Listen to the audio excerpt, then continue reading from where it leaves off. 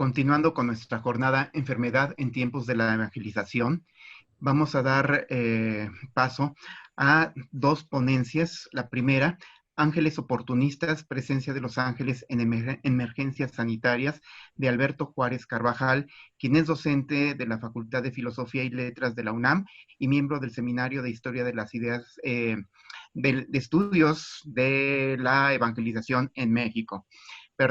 Y posteriormente es un hospital real para el mal de las bubas durante el virreinato, a cargo de Teresa Eleazar Serrano Espinosa. Ella es doctora en Historia y Etnohistoria y es investigadora del INA. Asimismo, por Angélica Hernández Pérez, investigadora de la Biblioteca Nacional de Antropología e Historia. Pues adelante, los dejamos. Muchas gracias. Muchísimas gracias, Julio. Agradezco mucho estar en este evento. Me complace bastante compartir con ustedes un poco de lo que investigamos sobre nuestros temas, ¿cierto? Bueno, doy inicio a la lectura de mi ponencia y espero que cualquier duda, comentario y también consulta sobre la fuente de las imágenes pueden comunicarse conmigo, ya sea a través de la sesión de preguntas o por correo electrónico. Bien, entonces, yo les voy a hablar de un tema muy recurrente en nuestra contemporaneidad, que es acerca sobre los ángeles como figura y qué significan para nosotros. Tanto así que estoy seguro que en las presentaciones de mis compañeros de este encuentro verán ustedes también muchísimas imágenes o muchísimas pinturas en donde aparecen estos ángeles, ¿verdad? Muy bien, mi ponencia se titula Ángeles oportunistas, presencia de los ángeles en emergencias sanitarias. Y doy comienzo. Durante esta contingencia, la humanidad ha manifestado múltiples formas de afrontar la pandemia y sus adversidades. Por supuesto, no es la primera ni la última vez que experimentamos una emergencia sanitaria. Fuentes historiográficas testifican epidemias pasadas y permiten que comprendamos la similitud del comportamiento humano entre las penurias pasadas y las actuales. Entonces, permítame. Me propongo hablar sobre la presencia de los ángeles en emergencias sanitarias, como símbolo recurrente y como símbolo bipolar. Pues consideramos a los ángeles seres buenos o malos dependiendo de las acciones que cometen a favor o en contra de la salubridad humana. En este ejemplo yo les pongo la imagen de la fiesta Pascua, o más bien Pesaj, en donde recordamos el paso del ángel de la muerte por el pueblo de Egipto, cuando la última peste azota contra los primogénitos del faraón, bueno, del pueblo egipcio, y el pueblo israelí se salva, ¿cierto? Entonces, vean cómo esta es una presencia de un ángel en una situación en donde hay muerte, en donde hay una, digamos, urgencia general. Y bueno, ustedes recordarán bien el pasaje bíblico, si no lo veremos un poquito más adelante. Antes que nada, hay que entender la contraposición de bien y mal en el pensamiento judío y en el judío-cristiano, puesto que estos dos sistemas ideológicos conformaron la actual teoría sobre los ángeles. Para el pensamiento judío, el bien y el mal son parte de Dios mismo y deben ser aceptados de forma solemne, agradeciendo de igual modo las dificultades y las benevolencias. Para la religión judio-cristiana, por el contrario, el mal se contrapone al bien. Se atribuye lo bueno a Dios y el mal se imputa a ángeles malignos, denominados en la Biblia como Diablo, Lucifer, Asmodeo, Balaam y con muchos otros nombres. Esto quiere decir que el mal no proviene directamente de Dios para este pensamiento, sino de cualquier voluntad que se opone a Dios mismo. Es decir, una justificación del mal o de las emergencias o de las situaciones peligrosas para la humanidad viene de una manera primigenia, en una voluntad que se opone a Dios, lo desobedece y se contrapone. En esta imagen de estos grabados antiguos, vean por ejemplo cómo es la lucha entre los ángeles buenos y malos. En la imagen de la izquierda tenemos nosotros a ángeles que son exactamente igual a los superiores, porque son seres de la misma naturaleza, y en la imagen de la derecha tenemos ya una concepción más cercana a nosotros, en donde los ángeles son transformados a demonios, incluso el nombre cambia, y son ya vistos como seres zoomórficos, deformes y, digamos, con cualidades nada cercanas a la belleza occidental. Bien, ante esta paradoja teológica sobre el bien y el mal, los ángeles sirven como motivo de reflexión, puesto que propician la comprensión de la naturaleza humana y atenúan algunas contradicciones teológicas. Por ejemplo, es lo que estamos nosotros viendo. Los demonios descritos en la Biblia son nada más y nada menos que ángeles que desobedecieron a Dios y que atentaron contra su voluntad. De modo que así se origina el mal. O bueno, de alguna manera nosotros así queremos ver que el mal surge o las cosas que no benefician a la humanidad tienen un origen a partir de una voluntad que se opone a Dios. En estos ejemplos, vean cómo tenemos en el pensamiento judío a Jacob luchando con el ángel del Señor, una acción que no es benéfica para nadie, simplemente está poniendo en prueba la voluntad del hombre, y que no tiene nada que ver con que un ángel sea bueno o sea malo, que va a aparecer en diferentes situaciones. Y en el caso del judío cristiano tenemos el sacrificio de Isaac, en donde vemos que un ángel impide que Abraham mate a su primogénito porque ha probado su fidelidad a Dios. Entonces vean cómo recurso Deus ex machina, el ángel viene a salvar a este personaje de un asesinato, ¿verdad? Bien.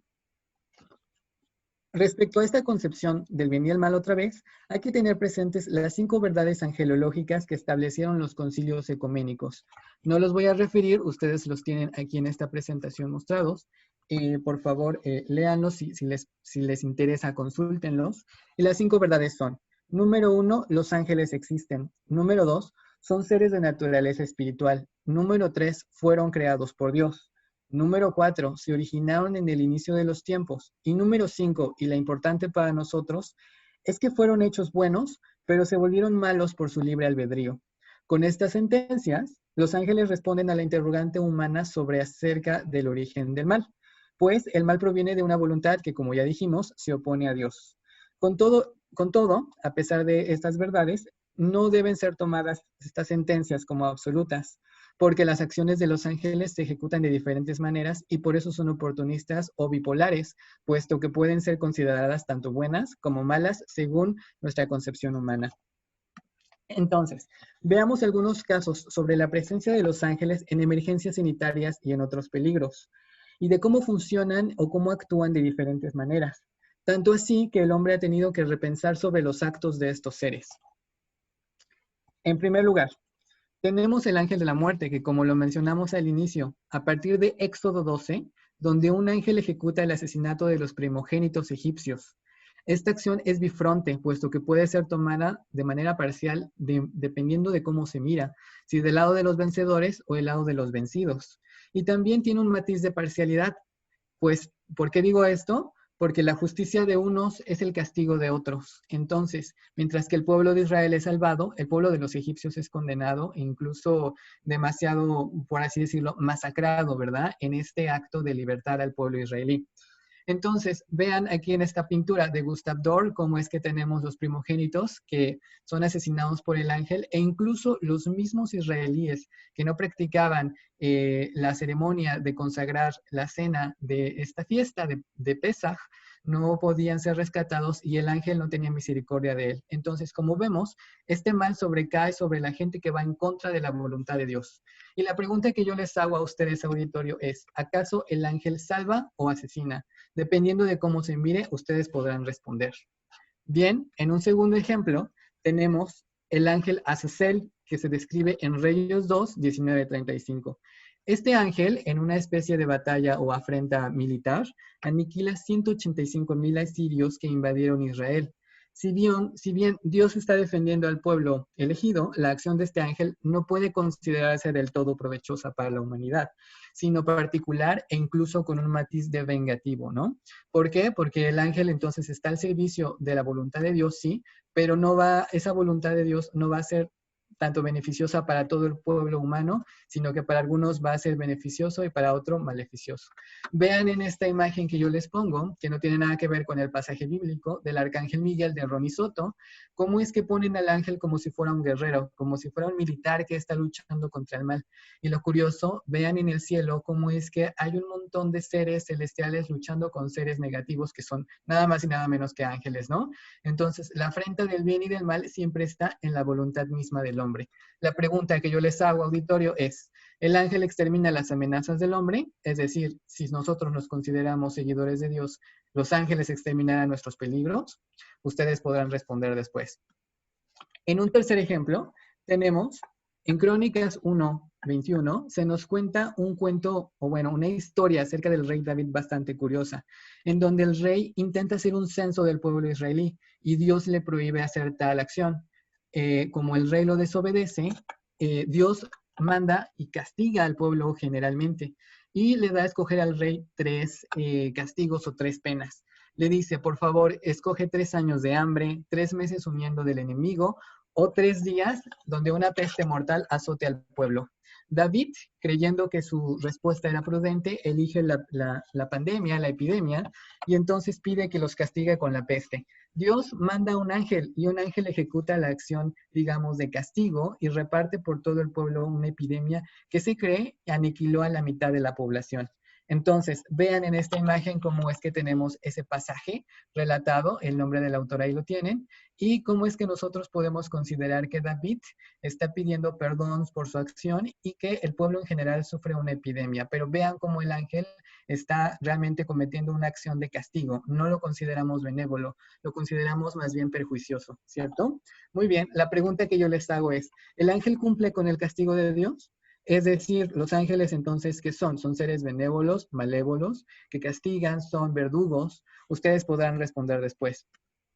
Muy bien, y como último ejemplo bíblico tenemos en el libro de Tobías, se encuentra un cuento poderoso, y verán por qué, en donde se nos habla la historia de un personaje llamado Tobías que tiene que cumplir ciertas misiones sobre ir a buscar a una persona, sobre devolver un poco de dinero, sobre salvar a ciertas familiares. Entre tantos beneficios y compañías, el arcángel Rafael guía a Tobías y entre tantas labores que comete con él, le ofrece un remedio poderoso para ahuyentar a un ángel malévolo, es decir, un demonio, y también para curar la ceguera de su padre, a partir de un remedio natural, que en ponencia de una compañera verán más remedios naturales, ¿verdad?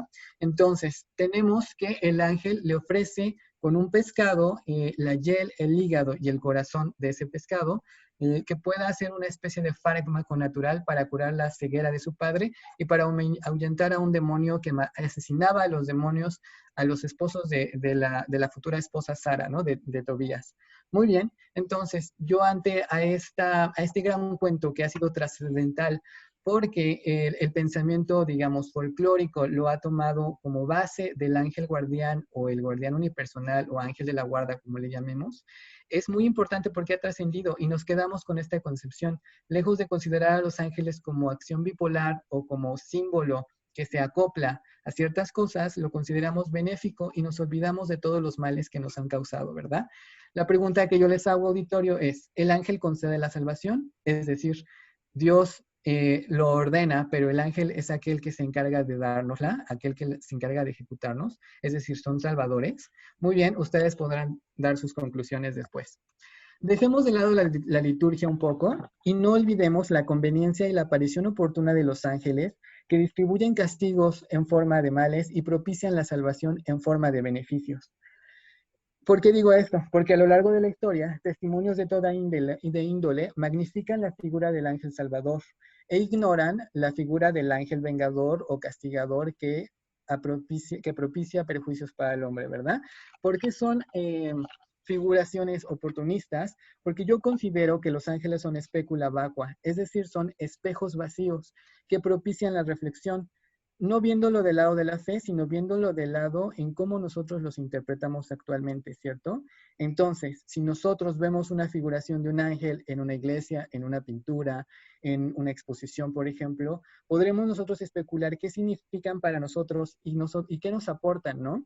Nosotros podemos hacer nuestras propias conclusiones y también encontrar algún significado útil en nuestras vidas. En este caso, en general podemos decir que la humanidad alaba las acciones buenas de los ángeles como dones caritativos de Dios y acepta los males como un castigo en consecuencia de actos pecaminosos. Otra vez nos remitimos a esta dualidad del bien y del mal que depende de una voluntad que sigue a Dios o que se opone a Él. Muy bien, entonces, este mismo proceso o este mismo fenómeno sucede en el proceso de evangelización, sobre todo en los misioneros que sufren algún tipo de enfermedad y superan las adversidades con ayuda de los ángeles que se presentan para salvarlos. Esto mismo propicia la justificación del acercamiento al conocimiento de Dios, la fe por medio de la oración y también disculpen, perdón. Y también una especie de reflexión filosófica cuando las adversidades debilitan a la humanidad. Muy bien. Entonces vean, por ejemplo, en esta pintura de nuestro famoso Villalpando, cómo es que tenemos la lactación de Santo Domingo y no va a faltar el ejército celeste, ¿verdad? Como parte de la creación y como parte del servicio del hombre con el propio hombre o de Dios y su favorecimiento a estos religiosos. Muy bien.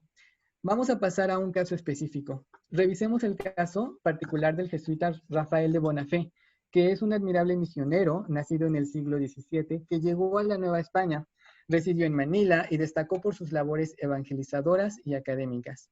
Cerca de 1650, el autor sufre un ataque de fiebre, derivado por una epidemia incidente en el momento, y según su propio testimonio en esta obra, en pleno delirio y limbo mortal, el arcángel Rafael baja para presentársele, cura sus dolores y lo exhorta al cultivo de Dios a través de las letras y de la misión, por supuesto, de la labor misional.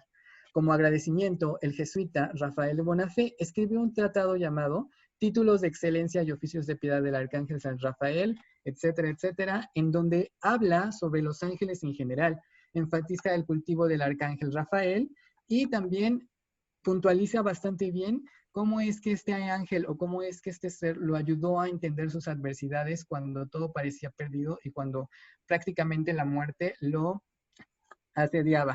Muy bien, vamos a revisar entonces algunos casos de cómo Bonafé hace reflexiones a partir de esta aparición y cómo es que considera al ángel que lo ha salvado y cómo intenta retribuir a su figura, ¿cierto?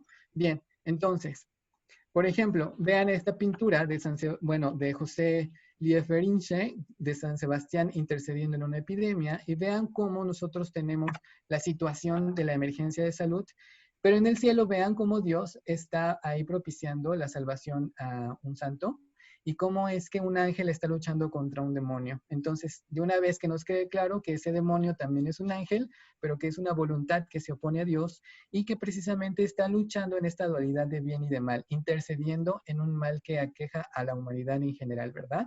Muy bien. ¿Qué dice Rafael acerca de las enfermedades? Rafael de Bonafé nos dice esta cita: la enfermedad del cuerpo redunda en pro de la salud del alma. ¿Y qué significa esto? Pues para él, para Rafael de Bonafé, la pobreza, las enfermedades y todo tipo de penurias ayudan al hombre a liberarse de lo material, a valorar la vida misma, para superar los deseos del cuerpo y fortificar la virtud natural, que siempre está encaminada al amor y al bien. Sin embargo, yo aquí les hago una pregunta auditorio, porque de esto se tratan estas charlas, que hagamos reflexionarnos entre todos. Y yo digo, ¿acaso no valoramos cosas simples cuando padecemos una enfermedad? Es decir, ¿no nos hace pensar en lo que antes poseíamos y que ahora la enfermedad nos ha quitado? Eso es algo que ustedes tienen que razonar y para poder encontrar, digamos, un sentido de reflexión a estos tiempos de adversidad, ¿cierto? Bien, paso a mi siguiente ejemplo.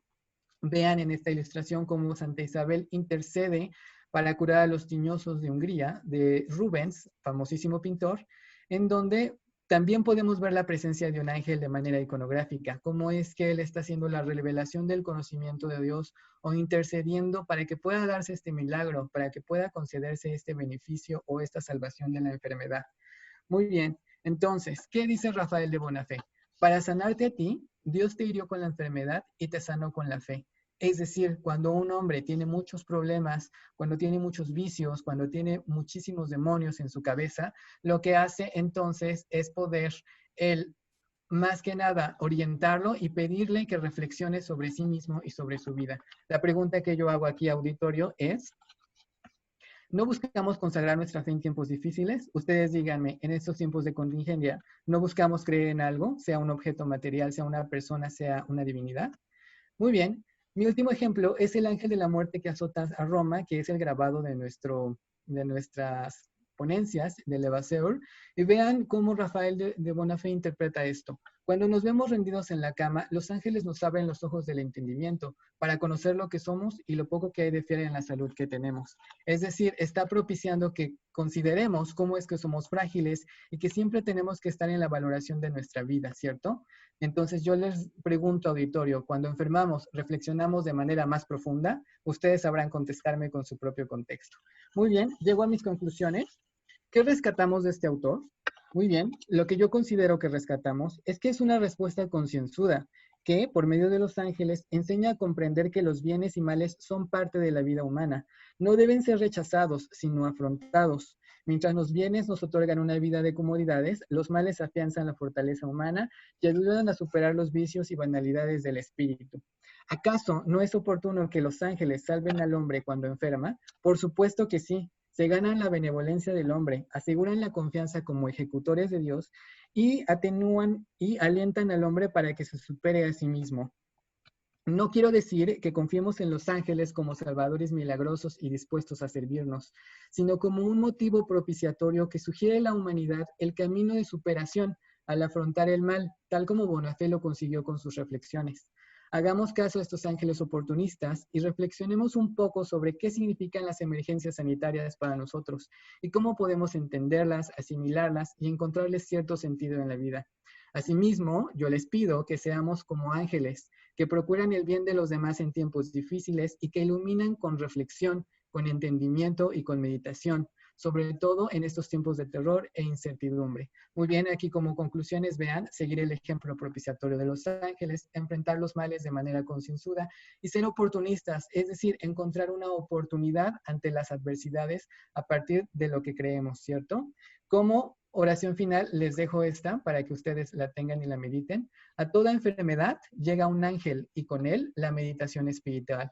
Espero que esta reseña de grandes temas a ustedes les ayude como a meditar un poco más sobre el contexto y sobre cómo a lo largo de la historia estos ángeles se han presentado en situaciones muy parecidas a la nuestra y cómo nosotros podemos tomarlo. Bien, muchísimas gracias. Agradezco este espacio y espero comentarios. Sí, bueno, ante todo, muchas gracias por invitarnos a participar en esta mesa sobre evangelización. Y como bien vamos a hablar sobre el Hospital del Amor de Dios, de su fundación que estaba ubicado en lo que se conoció como la Ex Academia de San Carlos, que actualmente está ocupado por la Escuela de Artes Plásticas de la Universidad Autónoma de México. De ella vamos a hablar pues su fundación, cómo influyó en las enfermedades del mal de las bubas y sus tratamientos, así como vamos a reforzar estos planteamientos con las excavaciones arqueológicas que se realizaron en este predio en 1981 y 1982, donde salieron restos de este hospital, así como de la excavación que se realizó en el 2015. Bueno, nuestra ponencia, como bien se trata, vamos a hablar sobre un hospital real para el mal de las bubas durante la colonia y hablaremos primero de sus antecedentes. Los primeros informes hospitalarios de la Ciudad de México inician a partir de la conquista con una idea cristiana semejante a la de la Edad Media, pero con adaptaciones de acuerdo a las necesidades de la Nueva España. Dichos establecimientos fueron de gran significado para la Iglesia porque los utilizaron como auxiliares en la evangelización y encubrieron mediante la idea de la caridad los fines materiales de la tarea hospitalaria, misma que continuamente estuvo vigilada por miembros superiores del clero y por autoridades civiles. Según el objetivo de esa época, los establecimientos hospitalarios tuvieron una función social bien definida, que era ayudar a los necesitados, a la vez que fueron vistos como construcciones eminentemente religiosas. En sus inicios, la obra hospitalaria estuvo dirigida por órdenes religiosas, reyes, virreyes, obispos, clérigos, indios principales y algunos acaudalados filántropos que, convencidos de que la caridad era la virtud esencial del cristiano, entregaron sus bendiciones y su dinero para la fundación y sostenimiento de los hospitales y sin exigir nada a cambio, pues solo realizaban esas obras movidos por un fuerte sentimiento de caridad. Los beneficiados, por su parte, agradecían las ayudas recibidas con oraciones y la celebración de misas y responsos que favorecían la salvación de las almas de los donadores. En algunos casos, el Poder Civil destinó también cierta parte de los fondos de la Real Hacienda para establecer y mantener hospitales, los cuales fueron identificados como reales. El Hospital del Amor de Dios, entre los iniciadores de esta práctica hospitalaria estuvo el obispo y arzobispo de la diócesis de la Nueva España, Fray Juan de Zumárraga, quien en el año de 1534, al tener a su cargo el establecimiento de la Catedral Metropolitana, se impuso la tarea de realizar obras de caridad dentro de su sede eclesiástica, tal como la dictaba la tradición protectora europea, la cual señalaba que toda iglesia tenía la obligación de sostener con sus rentas un hospital para pobres y encargarse de su administración. El nosocomio iniciado por Zumárraga fue el del Amor de Dios, fundado para atender el mal venéreo y las enfermedades contagiosas, que según Thomas Brown, se fundó en 1540, aunque otro autor, que fue Francisco Cervantes de Salazar, lo fecha para 1534. Tenemos también otro autor que por su parte, que es Joaquín García y Cabalceta, señala que el 17 de abril del año de 1540, Zumárraga envió una carta al emperador donde mencionaba, cito, he edificado una casa grande donde al presente se recibe y curan enfermos contagiosos que en ninguna parte los quieren recibir, ni en el Hospital del Marqués, y que con esta enfermedad acá abunda mucho. Se cierra la cita. Para la construcción del edificio, el arzobispo ocupó los terrenos que pertenecieron a las casas obispales primero y posteriormente en las arzobispales, y para ello destinó el 9,5% de los diezmos catedralicios y las rentas de la encomienda del pueblo de Ojuituco, Morelos. Finalmente, tras muchos inconvenientes económicos, quedó concluido un establecimiento que recibió y consoló a los enfermos de la localidad que padecieron males venéreos, especialmente la dolencia de las bubas o mal gálico, como se le conoció, y de otras enfermedades contagiosas. El nosocomio abrió sus puertas en agosto de 1539 bajo el nombre de Hospital Real del Amor de Dios u Hospital de las Bubas, como se conoció coloquialmente, bajo la protección de los santos médicos Cosme y Damián, cuyos medallones fueron instalados en ambos lados de la puerta principal del edificio. Este título de Amor de Dios se le dio por las acciones que Zumárraga practicó ahí y por el afecto que demostró a sus semejantes, pero sobre todo por haber otorgado atención médica a quienes carecían de este servicio. Pues el arzobispo, compadecido de los desamparados, decidió que el hospital estuviera dedicado exclusivamente a los enfermos de este padecimiento, sin importar a qué sexo o clase social pertenecieran, ya que la enfermedad había afectado tanto a la gente ilustre y cortesana como a los naturales, quienes, se cita, afligen, apremian y atormentan a los hombres sin excepción alguna, ya que se usa decir que no es hombre honrado el que no tiene un cierto ramillo o rastro de este achaque. Se cierra la cita. Tal afirmación se debe a que el mal de las bubas fue un padecimiento sumamente contagioso que podía aparecer en cualquier momento del año y no únicamente en ciertos periodos, como sucedió con las epidemias. La situación de estos enfermos fue extremadamente dolorosa. No hubo sitio en que se les acogiese ni en donde se les diese los auxilios médicos elementales, pues ninguno de los tres principales hospitales que en esos momentos existían en la Nueva España, como fue el Real de San José de los Naturales, el de Santa Fe de los Altos y el de Nuestra Señora de la Concepción, en estos no contaban con la capacidad ni la posibilidad hospitalaria para recibir a los bubosos o sifilíticos, los cuales vagaban por todas partes del país hasta morir en los caminos o pueblos. Los enfermos eran rechazados y vistos con asco y verdadero pavor, no solo por lo contagioso de su enfermedad, sino también por la forma en que la habían adquirido, pues en el contexto de la moral cristiana, las enfermedades venéreas recibían la connotación de un castigo divino, por haber transgredido las reglas celestiales al realizar una actividad sexual ilícita o cometer los pecados de bigamia, adulterio o prostitución. Sin embargo, el arzobispo de México en estas cuestiones no le importaban, dedicándose de lleno a convivir con los enfermos, consolándolos y curándolos con sus propias manos, además de velar por su bienestar con la toda diligencia y caridad espiritual. Una vez que el hospital fue erigido, su subsistencia y perpetuidad fueron aseguradas gracias a una buena administración y a la recaudación de bastantes rentas, amén de diversos favores concedidos sucesivamente por Carlos V en distintas fechas.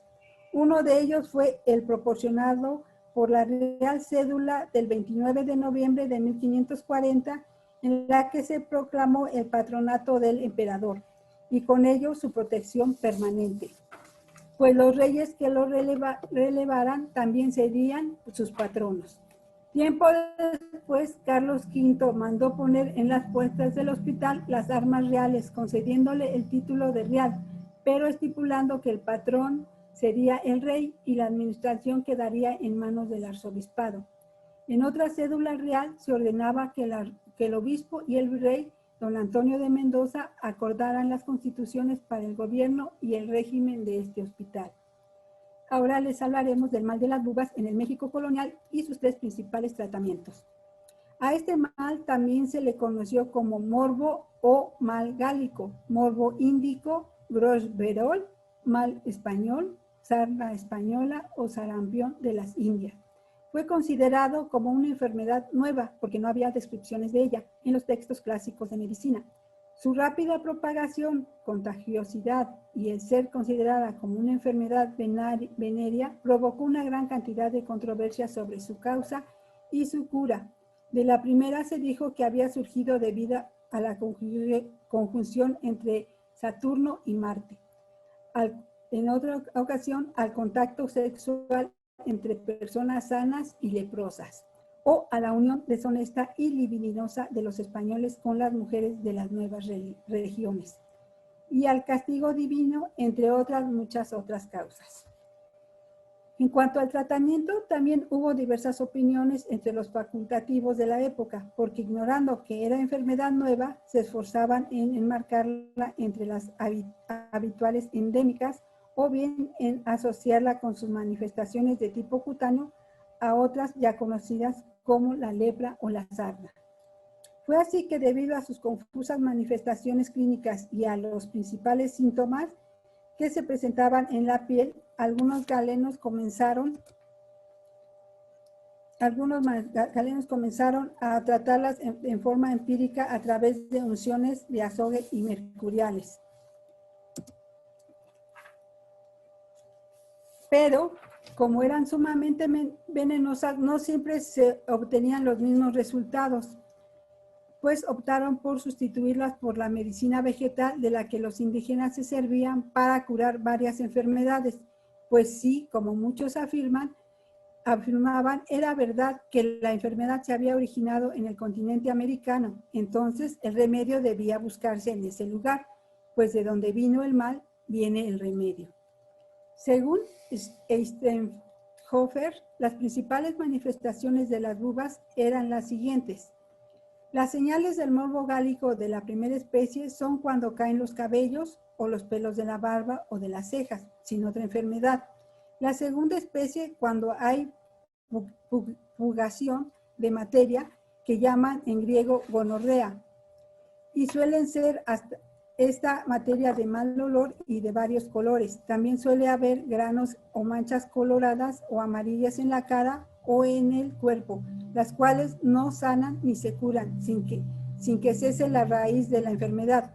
La tercera es cuando hay grandes dolores en la cabeza y en las articulaciones y coyunturas, así de día y de mucha más de noche, llagas dolorosas en la garganta, boca, partes genitales o en las ingles, y también se suelen extender en lo demás del cuerpo. Lo más grave es cuando el humo llega a roer los mismos huesos y nervios con desvelos y calenturillas. Se cierra la cita. Diversos estudiosos de las enfermedades venarias del siglo XVI, específicamente de las bubas, coinciden en que en esta época hubo tres formas de atacar el mal. La primera fue, como ya se mencionó, las unciones mercuriales, que se aplicaban directamente en las llagas. La segunda, los cocimientos del árbol conocido como guayacán, guayaco, palo de indias o palo santo. Y la tercera, los jarabes y unciones de zarzaparrilla. Los 3 procedimientos fueron empleados en el Hospital Real del Amor de Dios, institución especializada en las dolencias de las bubas en el México colonial.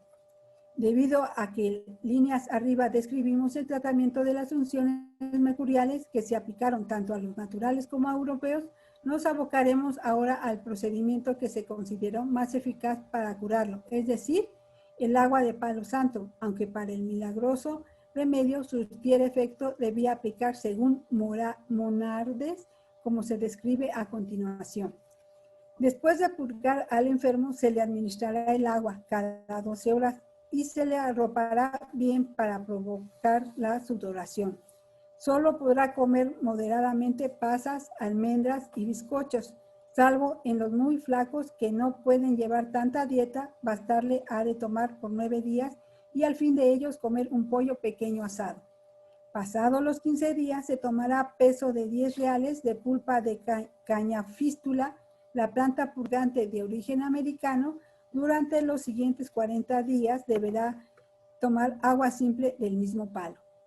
En lugar de agua, guardándose de abstenerse de tomar vino y de mujer principalmente, de comer carne y cenando poco. El médico confiaría que tal régimen alimenticio habría de producir sin duda una marcada inapetencia libidinosa en el enfermo.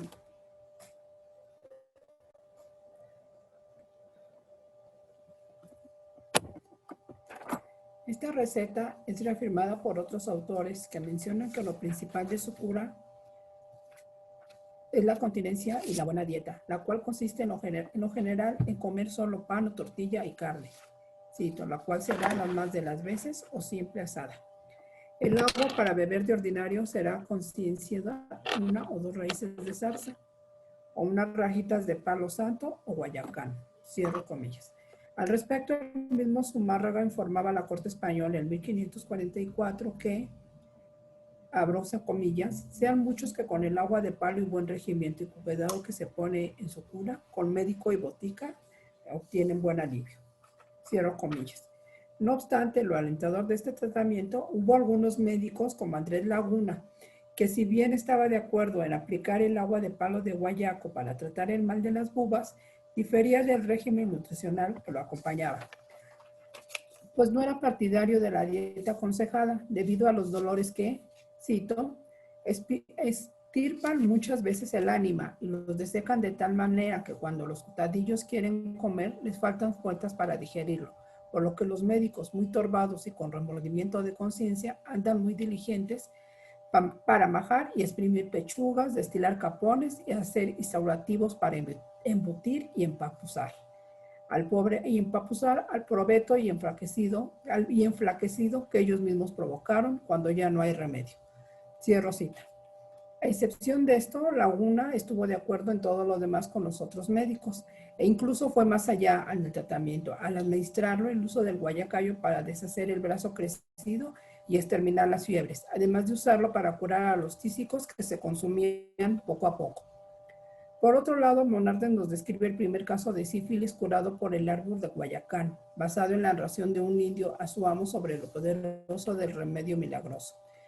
Nos dice que un español que padecía grandes dolores de buba, cito, que a unas indias se las había pegado. El indio le dio el agua del Guayacán, que no solo se le quitaron los dolores que padecía, pero sanó muy bien del mal, y cierto para este mal es mejor y el más alto remedio de cuantos hoy se han hallado y que con más certinidad y más firmeza sana y cura de tal enfermedad.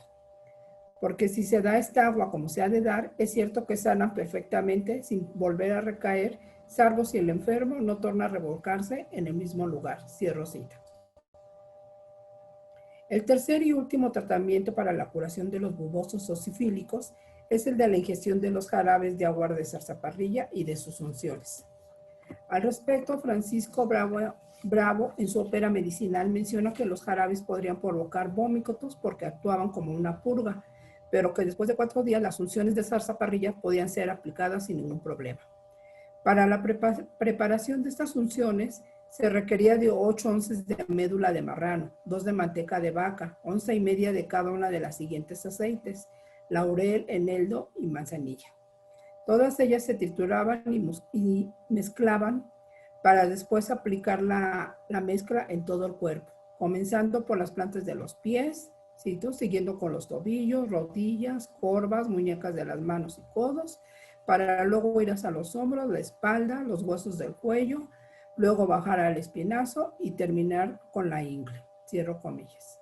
Este fue el último tratamiento que se aplicó en el Hospital del Amor de Dios y ahora pasaremos a la organización médica, administrativa y religiosa del Hospital del Amor de Dios.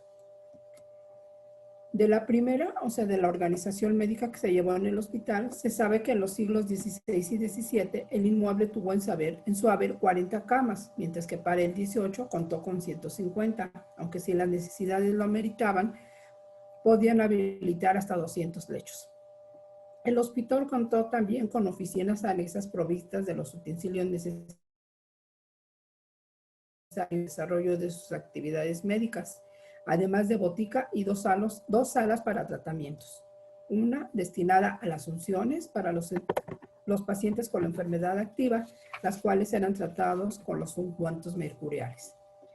Mientras que la otra fue para los convalecientes, es decir, para los que ya habían superado el padecimiento. Los enfermos se hallaban separados por sexo, es decir, que había una sala para mujeres y otra para hombres, aunque también entre ellos existían divisiones, de acuerdo a la gravedad de sus males. Según Josefina Muriel, en 1781 se atendieron a más de 3,000 enfermos, los cuales tuvieron buenos servicios clínicos a cargo de un médico, un cirujano mayor y un cirujano segundo. Un enfermero mayor de hombres y otro de mujeres, 6 ayudantes de enfermería, 3 para cada sexo y 2 untadores de sales mercuriales, además de contar con un barbero, un jarabero, varios tronadores de huesos, alargadores de pescuezo y restauradores de remolinos. Debido a lo bien equipado de sus instalaciones y a la eficacia de sus milagrosas curaciones, el hospital adquirió gran renombre en la Nueva España, recibiendo a enfermos de ciudades lejanas como Zacatecas, Colima, Michoacán e incluso hubo quienes llegaron de Guatemala. Desafortunadamente, no todos los contagiados tuvieron remedio y varios de ellos murieron en el nosocomio, mientras que otros, con menos suerte, ni siquiera alcanzaron a llegar, falleciendo en los caminos o en su lugar de origen. Sobre el aspecto administrativo, el hospital tuvo un gasto anual que rebasó los 700 pesos, de los cuales 300 fueron absorbidos por la botica. Pero a eso hubo que agregarles además todavía otras cantidades para curaciones, manutención y convalecencia de los enfermos sometidos a unciones, los cuales eran asistidos, cito, con todo esmero y regalo, variándoles los alimentos según los estados de sus curaciones y dándoles así a hombres como a mujeres, no solo toda la ropa blanca necesaria para el tiempo de su curación, sino para después, porque entraban desnudos y eran sumamente pobres los que entraban a tomar dichas unciones. Se cierra cita. Sobre los servicios de alimentación y limpieza, se encargaba el despensero, el chocolatero, 3 cocineros, 2 atoleras, 3 lavanderas, 2 afanadoras, 2 porteros, 2 remendadoras de ropa y varios cañeros, además de un agente solicitador, un cobrador, un proveedor y un administrador, el cual era miembro del cabildo catedralicio y cuya obligación era la de informar a la corona de los bienes y los gastos anuales que se hacían en el hospital. En el aspecto religioso, el nosocomio contó con una capilla para que los pobres oyeran misa, un capellán que se ocupó del cuidado espiritual de los enfermos y de la administración de los sacramentos, un sacristán mayor, un mozo y una lavandera de sacristía, además de contar con el apoyo de mayordomos y otros priores elegidos en unas cofradías, tal y como se hacía en otros hospitales. Con esta organización, la institución logró otorgar servicios medicinales a los desvalidos bubónicos por más de 2 siglos. Sin embargo, en la segunda mitad del siglo XVIII, el arzobispo Alonso Núñez de Haro y Peralta se enteró de los altos ingresos que el hospital recibía, los cuales, según él, sobrepasaban sus necesidades, por lo que de inmediato ordenó que, con el excedente se construyera un hospital bajo el nombre de San Andrés. De esta forma, el Hospital Real del Amor de Dios dejó de ser un importante nosocomio para convertirse en un pequeño departamento que atendió a sifilíticos, mismos que al cerrarse definitivamente el hospital, el 1 de junio de 1768, fueron trasladados al Hospital de San Andrés. Años más tarde, la fusión de esos nosocomios fue la base que dio origen al Hospital General de México. Tiempo después, el Hospital de las Bubas quedó vacío y abandonado a causa del saqueo y la profanación de sus bienes eclesiásticos, principalmente de sus cuadros y esculturas. Sin embargo, en 1791, el edificio fue arrendado a la Academia de las Tres Nobles Artes, Arquitectura, Escultura, Pintura y Grabado, la cual después cambió su nombre por el de la Academia Nacional de Bellas Artes. En la actualidad, este edificio es ocupado por la Escuela de Artes Plásticas de la Universidad Nacional Autónoma de México. Ya para los años de 1981 y 1982, la Dirección de Monumentos Históricos de Lina realizó algunos trabajos arqueológicos en el edificio bajo la responsabilidad de la arqueóloga Elsa Hernández Pons, quien en sus excavaciones sacó a flote varias secciones del patio construidas con empedrado decorado y base a un eje central de donde se desprendían círculos concéntricos, una escalera con 7 escalones enmarcados por 2 muros construidos por lajas rectangulares de diferentes tamaños, unidas al peralte de cada escalón, los cuales se hallaban rellenos de estuco. Hernández Pons localizó también diversos muros que presentaron adosamientos de columnas, principalmente en el patio, la escalera y algunos accesos internos. Estos últimos datos nos hacen inferir que en sus inicios el hospital contó con una sola planta arquitectónica, pero que debido a sus necesidades se hizo necesaria la construcción de un segundo nivel. Otro aspecto importante para nuestro trabajo fue la ubicación de la capilla de lo que había sido el Hospital del Amor de Dios y el descubrimiento de materiales óseos humanos en ella. Años después, ya hacia finales de 2015 e inicios de 2016, la red pluvial del edificio tuvo que ser renovada y la intervención de la Dirección de Salvamento Arqueológico de Lina se hizo necesaria. Las encargadas de la supervisión de los trabajos arqueológicos fueron las investigadoras María Teresa Montes Guerrero y Pamela Jiménez Vargas, quienes nuevamente localizaron restos del patio empedrado, además de un osario y varios entierros sobre madera, cuyos cuerpos estaban en posición extendida boca arriba, con los brazos flexionados sobre el tórax.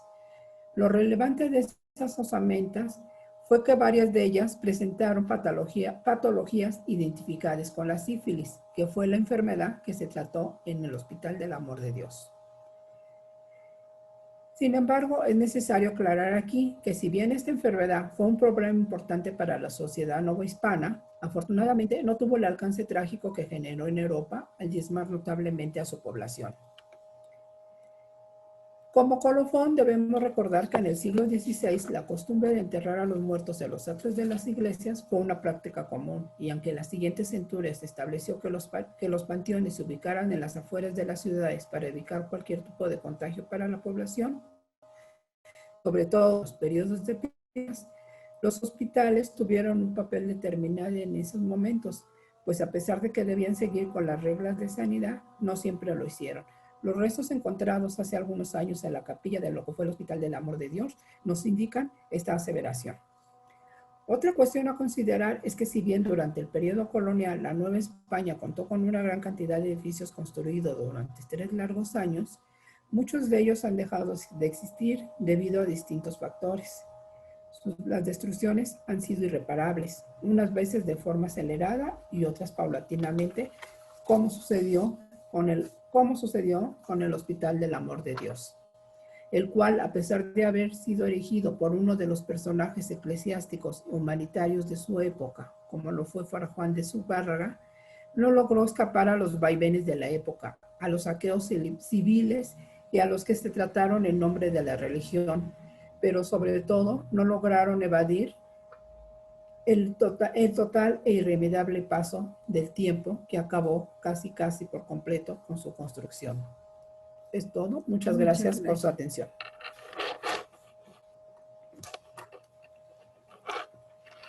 Muchas gracias por haber acompañadonos en esta charla. Gracias. Instituto Nacional de Antropología e Historia. Secretaría de Cultura. Gobierno de México.